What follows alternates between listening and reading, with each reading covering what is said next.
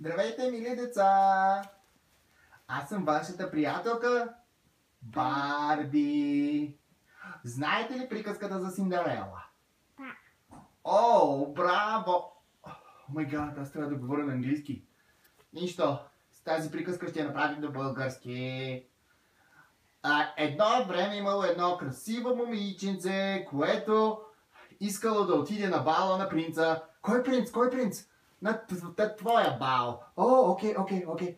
Може ли да се скриеш, защото не е твоето време за пиесата? Окей.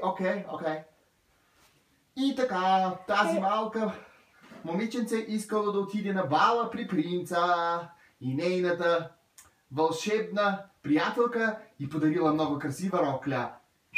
Ето такава красива рокля, като моята. Толкова била красива роклята и тя й направила коляска и отишла там и цяла вечер танцувала с принца. Мога ли сега да изляза? Точно сега е момента. Хайде да танцуваме. Танцували. Изведнъж часовник казал динг. О, къде бягаш, принцесо? Бягам, принце. Къде бягаш, принцесо? И тя си изтървала обувката. И избягала и се скрила. А принца хванал обувката и казал: О, тази красива обувка! Който му стане тази обувка, ще се оженя за тази принцеса.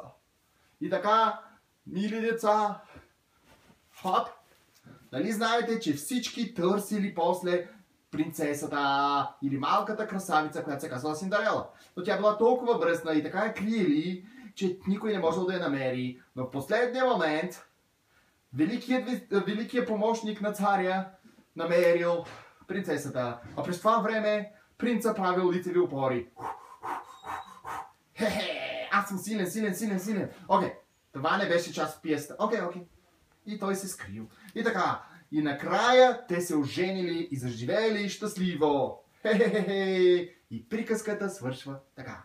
Чао! Хайде да правим филмчета. Ние правим филмчета в момента.